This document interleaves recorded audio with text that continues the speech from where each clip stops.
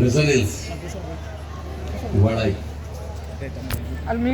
ఆరంభించి 24 సంవత్సరాలై ఇక్కడ 4 సంవత్సరాలుగా మా పూర్ణచంద్రరావు గారి ఆధ్వర్యంలో విజయవంతంగా జరుగుతుందని చాలా సంతోషించాను. ముందుగా నేను ఇక్కడికి రావడానికి కారణపడిన మా మిర్చి హేమంత్, అతను నాకు చాలా ఆత్మీయుడు, ఒక విధంగా బంధువు, ఆత్మ బంధువు.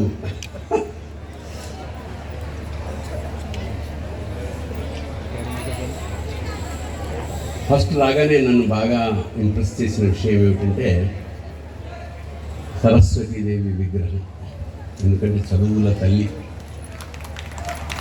శారద నీరదేందు ఘనసార పటీర మరాళ మల్లికాహార తుషార ఫేన రజతాచలకాశ పణీశ కుందమందార సుధాపయోధి సితతామర సామరవహిని శుభాకారతనుపు నిన్ను మదినెన్నగూడగల్గు భారతీ. ఎంత గొప్ప విషయం ఏమిటంటే శారదామాత ఈ చదువుల తల్లి మొత్తం తెల్లగా ఉంటుంది. ఎందుకంటే జ్ఞానం తెల్లనిది. ఎందుకంటే విద్య నిగూఢ గుప్తమకు విత్తము అన్నాడు. అంటే మన ఆస్తి ఎవరైనా కొట్టేయచ్చేమో కానీ మన జ్ఞానాన్ని ఎవరు కొట్టలేరు. ఆ జ్ఞాన సంపద సంపాదించుకునే ప్రదేశం ఈ స్కూల్. విద్యార్థి అంటే విద్యను అర్థించేవాడు. గుకారో అంధకారస్య రుకారో తన్నివారణం.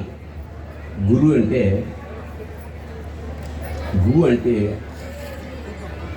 అంధకారాన్ని తీసేసేవాడు, తీసి విజ్ఞానాన్ని మనకు ప్రసాదించేవాడు. అందుకే మాతృదేవో భవ, పితృదేవో భవ, ఆచార్య దేవో భవ, అతిథి దేవో భవ అన్న 3వ స్థానాన్ని మనకి గురువులు ఇచ్చారు. ఫస్ట్ విద్యార్థుల ఈ స్కూల్లో ఎంటర్ అయిన తర్వాత విద్య పట్లనే కాన్సన్ట్రేట్ చేయగలిగితే వాళ్ళు వృద్ధిలోకి వస్తారు. ఎందుకంటే ఇది గోల్డెన్ పీరియడ్. ఈ 10 ఏళ్ళు 12 ఏళ్ళు ఎంత చదువుతారో అది అద్భుతమైన పీరియడ్. దురదృష్టవశాత్తు కాలేజీకి రావడం సరదాగా, ఏదో కాలక్షేపంగా, అదర్ దాన్ ఎడ్యుకేషన్ అన్ని విషయాల్లోనూ కాన్సన్ట్రేట్ చేసి సరిగ్గా ఎగ్జామ్స్కి కంగారు పడుతూ రాయడం. ఒక్కసారి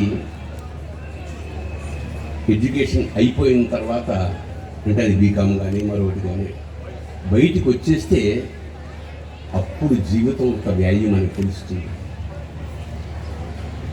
I was not a good student అంటే నా ప్రాక్టికల్ ఎక్స్పీరియన్స్ చెప్తాను, విచ్ విల్ హెల్ప్ యూ. స్కూల్కి పంపించారు, ఏదో అల్లర్చిల్లరగా తిరిగాం, ఇష్టమైతే వెళ్ళాం లేదా మానేసాం. అలాగా ఎప్పుడైతే విద్యను నెగ్లెక్ట్ చేసి బీకామ్ 3rd క్లాస్లో పాస్ అయిన తర్వాత ఇంటికి వచ్చాను. ఆ రోజు మా నాన్నగారు భోజనం చేస్తున్నప్పుడు ఒక విషయం చెప్పారు. ఇప్పటి వరకు చదువు చెప్పించడం నా బాధ్యత, బీకామ్ అయిపోయింది, ఇంకా ఇక్కడి నుంచి నువ్వు తింటున్న ప్రతి మెతుకు it's a burden to me. ఇక్కడి నుంచి నువ్వు సంపాదించి కనీసం నాకు పెట్టక్కర్లేదు కానీ నీ బతుకు నువ్వు బతకాలి ఇక్కడి నుంచి. ఎందుకంటే because I have given education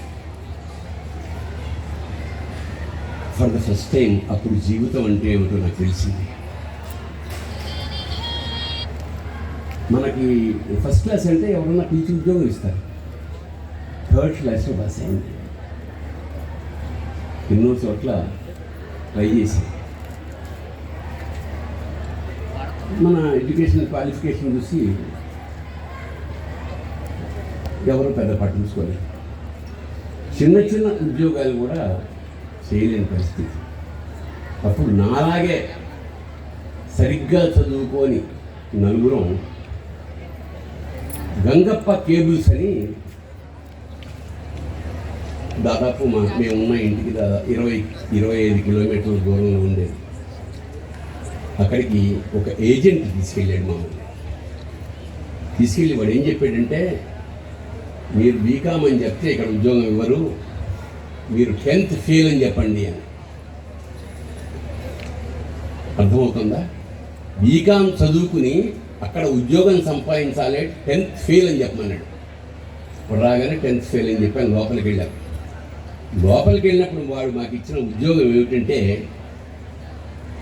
40 కిలోల యాసిడ్ బ్యారల్స్ ఉన్నాయి, 40 కేజీల యాసిడ్ బ్యారల్స్, అవి మొయ్యడం అంటే కూలి పని. అందుకే వాడు 10th ఫెయిల్ అని చెప్పమన్నాడు. బీయింగ్ ఏ బీకామ్ స్టూడెంట్ 40 కేజీల యాసిడ్ బ్యారల్స్ని ఇక్కడి నుంచి ఒక ఫర్లాంగ్ దూరంలో ఇద్దరు మొయ్యాలన్నమాట. అప్పుడు జీవితంలో చదువు కానీ అప్పుడు తెలిసింది.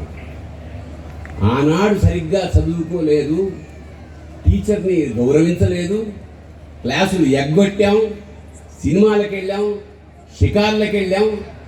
ఇప్పుడు దాని వాల్యూ నాకు తెలుస్తుంది. Yes, I must deserve.